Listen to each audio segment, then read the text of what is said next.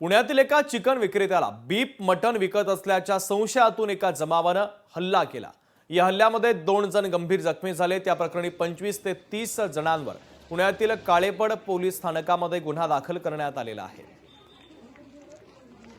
या संदर्भात जखमी कामगार आणि दुकानाचे मालक यांच्यासोबत संवाद साधला आमचे प्रतिनिधी चंद्रशेखर भांगे यांनी। पाहूया।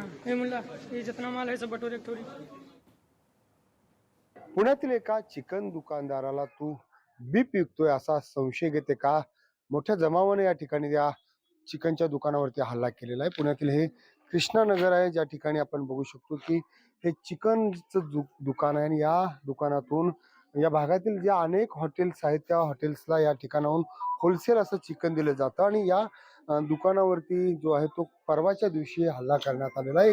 आपण थेट त्यांच्याशी बातचीत करण्याचा प्रयत्न करूया। क्या हो गया उस दिन, क्या कितने लोग थे और क्या मामला था? 30-40 लोग आए, डायरेक्ट शटर उठाए और सीधा अंदर आए, तोड़ फोड़ किए, उसके बाद मारना स्टार्ट किए। पहला मारे, उसके बाद तोड़ फोड़ के चले गए।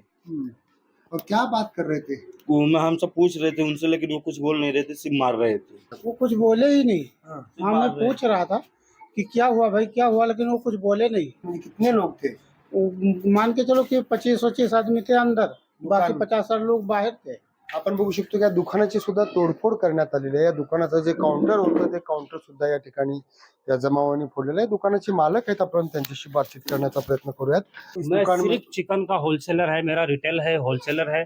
मैं सिर्फ चिकन बेचता हूँ पिछले 10 सालों से, और चिकन मेरा होलसेल है, हर होटलों में जाता है होलसेल। बाकी का कोई मेरा कुछ नहीं है। मैंने 10 साल से यहाँ खाली चिकन का कर रहा था, और अचानक से ये किसने अफवाह, कोई गलत फैमिली हुई और डायरेक्ट आगे हमसे कोई बातचीत नहीं हुई, और 70-80 लोग घुसे आए, मार मूर के सब कुछ तोड़ ताड़ के, पैसे वैसे मोबाईल तक लेके गए। या दुकानातील जे 2 कामगार होते त्यांच्यावरती सुद्धा त्यांना सुद्धा मारहाण करण्यात आली। खरं तर हा सगळा प्रकार खूपच भयानक या ठिकाणी झालेला आहे। लोकशाहीसाठी मी चंद्रशेखर भांगे, पुणे। लोकशाही मराठी ऐका, पहा, जागरूक रहा।